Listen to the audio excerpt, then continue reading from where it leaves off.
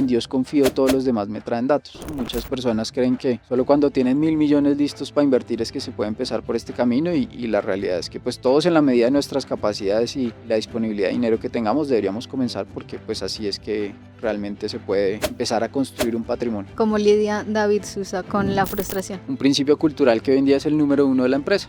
Tenemos 11 principios, ese es el número 1 y es vamos a crear algo que nos haga sentir orgullosos. Cuando toca tomar una decisión, probablemente tengamos diferencias de concepto. De pronto él piensa algo, yo pienso algo distinto y al final la pregunta es, bueno, ¿qué decisión tomamos ahí? Entonces un poco estas son como, entre comillas, nuestras reglas que dejamos por escrito desde el inicio de cosas de base que nos sirven para tomar esas decisiones. ¿Quién llamó a quién a decirle, tengo una idea, vamos a emprender? Charlie venía a trabajar en Uber y en Didi antes, se retiró de Didi para emprender y digamos que la lógica era, conectamos muy bien en que los dos queríamos construir algo que ayudara a las personas, sobre todo como esa clase media de América Latina que es pues tan grande, ahí estamos una buena parte de la población en Latinoamérica. Hola y bienvenidos a un nuevo episodio de Luces para Emprender. Yo soy Angélica María Gómez, editora de Economía de Minuto 60 y hoy nos acompaña un súper invitado. Él es David Sousa, uno de los cofundadores de Mejor CDT. Bienvenido, David. Gracias, Angélica, por invitarme. Un gusto estar acá. Bueno, y qué mejor que tú mismo para contarnos qué es Mejor CDT. Bueno, Mejor CDT nació hace ya 4 años. Es una plataforma que le ayuda a las personas a encontrar las mejores opciones de ahorro e inversión en CDTs, comparando las ofertas de los distintos bancos que existen en el país para que, dependiendo de cuál es el monto que quieres invertir y a qué tiempo quieres hacerlo, puedas encontrar cuál puede ser la mejor opción para ti. Y no solo eso, te ayudamos a que también puedas hacer la inversión sin salir de casa, de tal manera que para la persona sea muy cómoda, sea un proceso muy ágil y además muy seguro porque estás invirtiendo en entidades financieras vigiladas por la superintendencia y amparadas por el seguro de depósitos de Fogafín. Ustedes tienen varias ventajas, varios productos. Uno es el CDT flexible, que permite que si alguien tiene una emergencia pueda de todos modos pedirles a ustedes el dinero antes de que se cumpla el plazo. Tienen el CDT, se me olvida el nombre, pero que uno puede ir ahorrando, irlo como metiendo a placitos y de todos modos pedirlo todo para la misma fecha. Y bueno, tienen alianzas con diferentes entidades financieras. ¿Cómo llegaron a toda esta oferta, a aliarse con los bancos y cómo fue esa identificación de la necesidad que teníamos en Colombia de un programa así que le permita a uno comparar todos los CDTs y decidir en cuál invertir sus ahorros? Sí, pues mira, cuando arrancamos con mi socio Charlie en este mundo, una de las cosas en las que nos pusimos de acuerdo muy temprano en el proceso es un principio cultural que hoy en día es el número 1 de la empresa. Tenemos 11 principios, ese es el número 1 y es vamos a crear algo que nos haga sentir orgullosos. Y eso significaba 2 cosas para nosotros. Significaba 1, que creáramos algo que le sirviera realmente a las personas y 2, algo que pudiera escalar, que pudiera ser grande de verdad, porque no nos imaginábamos solo emprendiendo en Colombia, sino ojalá llevando esto a la región y otras partes del mundo. En ese camino, pues para uno crear algo que le sirva a las personas, pues tiene que hablar mucho con esos usuarios, entender cuáles son sus dolores, por qué están invirtiendo en CDTs, qué es lo que les gusta, qué es lo que no les gusta y pues en general qué podría uno hacer para hacer mejor el producto y para mejorar la adopción. Entonces nos dijeron puntualmente 2 cosas. 1, pues claro, cuando tú inviertes en un CDT que al final es un depósito a plazo, a término, es la sigla, pues estás asegurándole al banco que tú le dejas tu dinero. Si dijiste 1 año, ese año completo. ¿Para qué? Para que el banco lo pueda trabajar y en función de eso te pueda dar una rentabilidad de vuelta. Ahí lo que entendimos fue, pues claro, para el usuario es un compromiso difícil y como uno muchas veces no sabe si puede llegar eventualmente a necesitar la plata, uno tiene sus 10 milloncitos ahorrados, uno dice listo, son para la cuota inicial de mi carro, el carro lo va a comprar de aquí a 1 año, perfecto.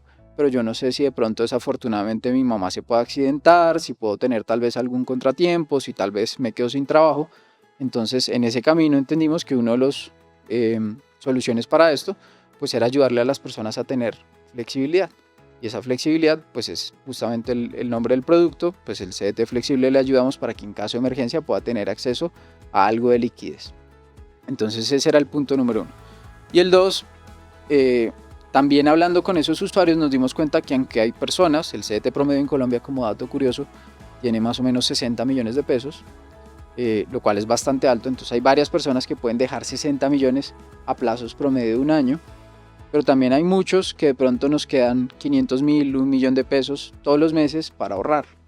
Entonces pues no queremos gastárnoslo, ahorrar es difícil, y pues las personas nos decían, oiga, yo puedo 500.000 todos los meses, de tal forma que al final de un año pues tengo 6 millones ahorrados, al final de 2 años 12 millones más lo que me voy ganando de rentabilidad. Y de ahí nació el CDT recargable, que era el que tú hablabas, justamente encaminado a que fuera fácil para las personas gestionar inversiones dejando algo todos los meses. Y para quienes no pueden ahorrar 500.000 pesos, sino 20.000, 50.000, ¿también hay opciones? Hoy en día tenemos CDTs desde 50.000 pesos, para que no sea, digamos, que un impedimento comenzar, y la realidad es que está bien comenzar por ahí, ¿no? Muchas personas creen que solo cuando tienen 1.000 millones listos para invertir es que se puede empezar por este camino, y la realidad es que pues todos, en la medida de nuestras capacidades y la disponibilidad de dinero que tengamos, deberíamos comenzar, porque pues así es que realmente se puede empezar a construir un patrimonio. Uh-huh. Vámonos a esto de los 11 principios culturales que tienen. ¿De dónde nace esa idea? Y nos pudieras contar un poco más de la concepción y cuáles son esos 11 principios culturales. Sí, pues parte de la base de que uno emprendiendo, al final Charlie y yo arrancamos en este proyecto, los dos somos ingenieros de base, él industrial, yo de sistemas, compartimos en muchos sentidos pues una escuela, porque además nos graduamos de la misma universidad, pero pues también somos muy diferentes en muchos aspectos. Entonces, hay varios puntos de la empresa donde cuando toca tomar una decisión probablemente tengamos diferencias de concepto. De pronto él piensa algo, yo pienso algo distinto, y al final la pregunta es, bueno, ¿qué decisión tomamos ahí? Entonces un poco estas son como, entre comillas, nuestras reglas que dejamos por escrito desde el inicio, de cosas de base que nos sirven para tomar esas decisiones. Entonces te pongo un ejemplo, hay uno que tenemos que se llama nadie pelea con los datos, ¿sí? Y de hecho yo tengo una frase asociada a esa, y es, en Dios confío, todos los demás me traen datos, ¿sí? Entonces cuando tenemos que tomar una decisión como compañía, pues como está ese principio escrito, ya no solo Charlie, no solo yo, sino de ahí para abajo todo el equipo, pues sabe que si tenemos que tomar una decisión, deben tratar de conseguir datos, ¿no? Entonces ya no es un tema de, mire, en el sitio web a mí me gusta que el botón sea de color rojo, no. Una persona del equipo que trae una propuesta de ese estilo nos dice, mire, yo encontré estos papers de Harvard que explican que las personas cuando ven un color rojo se asustan, entonces yo considero que mejor lo ponemos azul. Con el azul le transmitimos más confianza, y lo han hecho un estudio en 1.000 personas, de las cuales 600 les gusta más el azul. Claro, ya no es un tema de criterio, es que a mí me gusta, es que me parece más bonito, es que yo prefiero el rojo porque soy de Santa Fe, sino que ya tiene un tema de datos de respaldo, y eso aplica para todo. Y ese es un ejemplo de un principio que usamos y de por qué creemos que son necesarios. Uh-huh. Me preocupa que seas de Santa Fe, pero... No. Puse el ejemplo, pero de hecho soy de Millonarios. Muy bien, excelente. ¿Quién llamó a quién a decirle, tengo una idea, vamos a emprender? Charlie venía a trabajar en Uber y en Didi antes, se retiró de Didi para emprender, y digamos que la lógica era, conectamos muy bien en que los dos queríamos construir algo que ayudara a las personas, sobre todo como esa clase media de América Latina que es pues tan grande, ahí estamos una buena parte de la población en Latinoamérica. Y digamos que identificamos 4 problemas de base que tenían ese potencial: temas de salud, temas de agroalimentación, temas de educación, y había un cuarto componente que era el financiero. Y nos pareció muy interesante porque, pues aun cuando ninguno de los dos veníamos del mundo financiero, yo vengo a trabajar haciendo software en tecnología, en consultoría, ciberseguridad, pues realmente creemos que el dinero, si bien no es el fin, pues es un medio muy importante para lograr los objetivos que uno se proponga. Y él me dice, mire, encontré esta información muy interesante de los CDTs. La ventaja que tú tienes es que como son ofrecidos por entidades vigiladas por la superfinanciera, pues los bancos tienen que reportar mucha información. Casi que en un banco se compra un lápiz y eso va en un reporte de la SUP. Uh-huh. Entonces tú puedes ver qué bancos tienen mayor porcentaje del mercado, cuántos son los saldos promedio, cuántos clientes tiene cada uno, si son persona natural o persona jurídica. Entonces, como encuentras tanta información, pues es fácil hasta cierto punto validar la idea, porque tú te das cuenta, por ejemplo, que hoy en día el 70-80% del dinero de los colombianos está en 5 entidades, las más grandes de Colombia. Y eso por definición crea una asimetría de mercado, y siempre que hay asimetrías donde tiende a haber alguna concentración muy fuerte, pues quiere decir que el consumidor es el que hasta cierto punto está perdiendo. Claro, a uno y mira, los bancos más grandes en ese momento ofrecían la mitad de la tasa de bancos tal vez más pequeños, menos conocidos, con menos oficinas. Entonces de ahí nació. Es un poco ayudar a equilibrar la cancha en términos de competencia y de beneficios para los colombianos. Bueno, eso responde a la pregunta de por qué meterse en el mundo financiero, pero por qué en Colombia y además en un tema tan complejo que es la inclusión financiera. Y realmente, lo primero, yo quiero mucho a Colombia, he tenido la oportunidad de viajar mucho y conocer muchos pueblos, y en general creo que tenemos un potencial enorme como país. Es difícil crear empresa porque casi que desde el día uno por trámites tú empiezas debiendo ya impuestos con solo crear la empresa, o sea, no es un camino sencillo, pero creemos que hay mucho potencial, ¿no? Somos 50 millones de personas, compartimos características con otros países de Latinoamérica, entonces para nosotros, siendo colombianos, era un punto de arranque natural. El tema de la inclusión financiera a mí me parece muy interesante porque muchas veces se habla de inclusión financiera desde el crédito, desde el acceso a crédito, ¿no? Pero no tanto se toca el componente de ahorro e inversión. Y si tú miras por estadísticas, por ejemplo, en Colombia solo más o menos 3 de cada 100 colombianos que tienen acceso al sistema financiero tienen un CDT. Ese número en países o en mercados más desarrollados, como puede ser Europa o como puede ser Estados Unidos, está más cercano a 11 o 14 de cada 100. Incluso cuando ellos tienen acceso mucho más fuerte a la bolsa, a otro tipo de mercados, a inversión en bienes raíces más sofisticadas, pues el CDT es todavía más predominante allá porque es un producto, es tan básico que es casi que parte de la canasta básica familiar de inversiones, ¿no? Entonces también vimos un potencial muy grande de decir, ok, pues todavía hay mucho espacio de crecer, inclusive ni siquiera tiene uno que entrar a competir por el mercado de los otros, sino realmente a sensibilizar a muchas más personas que logren ahorrar e invertir. Entonces yo creo que va por ahí. Nos queda poco tiempo, David, pero tengo 2 preguntas. La primera es, ¿cómo es innovar, emprender con un producto viejo, finalmente conocido en el mercado, que es el CDT? Es interesante porque es tan sencillo que tampoco hay mucho para inventar alrededor de él, ¿no? Pero lo que sí se puede es mejorar mucho la experiencia sobre el producto en sí.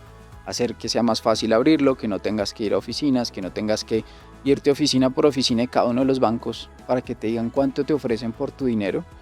Que además muchas veces uno abre el producto y es sencillo, pero luego se vuelve una pesadilla renovarlo o cancelarlo cuando llega el momento de su vencimiento. O sea, hay mucho espacio para que la experiencia del usuario sea todavía mejor, para atarlo a otros productos y hacer que sea un complemento bien interesante en el portafolio de lo que las personas necesitan, ¿no? Y hacia allá es a donde estamos avanzando como compañía. Ya hemos ayudado a más de 500,000 personas con alguno de nuestros productos o servicios.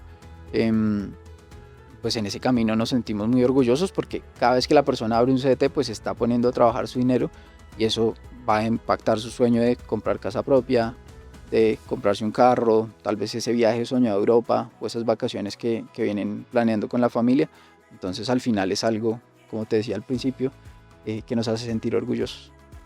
Muy bien, bueno, ustedes tienen relación con muchos otros emprendedores, me imagino que tendrán además a sus ídolos o ejemplos en este mundo del emprendimiento.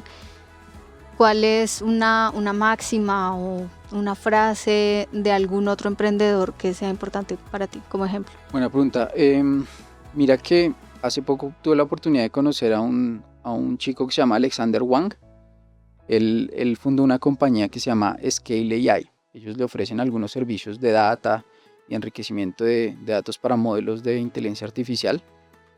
Creo que no lo han desbancado, creo que tiene el récord del billonario que se hizo a sí mismo, o sea que no fue producto de una herencia, más joven del mundo. Pude estar en una charla con él en San Francisco y me apasionó mucho, me pareció muy interesante la claridad con la que él pues habla. Hoy en día creo que su compañía ya la compró Meta. Zuckerberg le hizo una oferta bien interesante, y él decía una cosa, y es que tiene un blog bien interesante por si la gente quiere consultarlo, que uno debe exagerar, es un poco la frase de él. Entonces, que en este camino del emprendimiento, lo que a muchos les parece exagerado es lo que hay que hacer, ¿sí? Entonces, que si tú eres muy intenso, por ejemplo, para conseguir ese primer cliente, está bien. Que si tú te esfuerzas demasiado para que la plataforma quede muy bien hecha, está bien. Que si te preocupa demasiado que el cliente tenga un muy buen servicio, está bien. O sea, que lo que para muchos es como llevarlo al límite o a la exageración, es lo que uno debería estar haciendo. Al punto en que puede parecer hasta obsesivo en algunos casos, pero es lo que hace que las compañías pequeñas crezcan a esos niveles tan grandes. Y pues viendo una persona que ya llegó a eso con menos de 30 años, creo que tiene, pues me parece bien interesante y un poco fuera de lo que tal vez uno escucha en otros contextos. Ustedes llevan 4 años en este ecosistema. ¿Cómo han visto la evolución tanto del emprendimiento como de las fintech en Colombia? Pues afortunadamente por otros que han un poco pavimentado el camino, se ha podido crecer bastante en el sector, creo yo.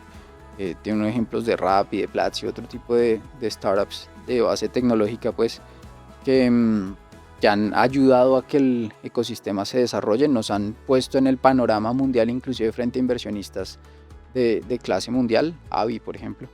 Entonces, en ese sentido, creo que hemos avanzado mucho.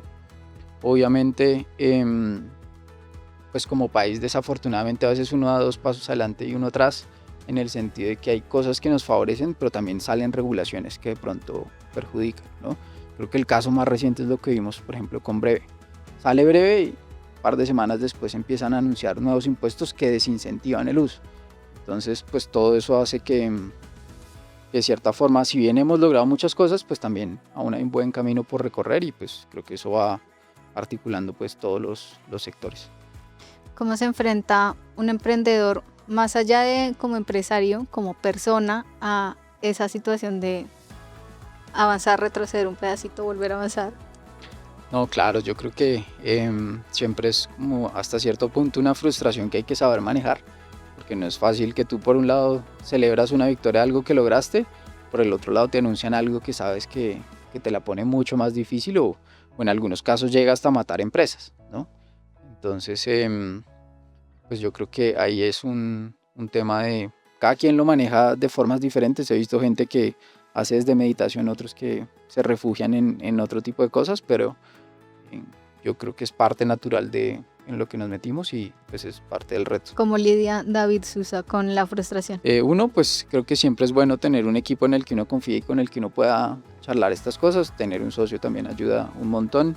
En mi familia, mi escuela también fue emprender, entonces afortunadamente también puedo charlar con ellos de esto y lo entienden, lo han vivido. Mi papá ya 30 años haciendo empresa, entonces un poco me da una palma de la espalda y me dice fresco que eso pasa. Pero también, entonces la red de apoyo es importante y también pues tener otro tipo de hobbies o cosas que lo ayuden a uno a veces a desconectarse y volver a retomar algo de energía y seguir. ¿Cómo se ve el futuro? Yo creo que se ve bien interesante, hay buenos retos hacia adelante y pues ojalá con mejor sete expandiéndose a otros mercados de la región. Bueno, David, pues muchísimas gracias por acompañarnos acá en Luces para Emprender. Gracias a ti, un gusto. Bueno, y a toda nuestra audiencia, un gusto y muchas gracias por acompañarnos en este nuevo episodio. Próximamente estaremos con nuevos emprendedores. Angélica María Gómez, Minuto 60, un infinito de información.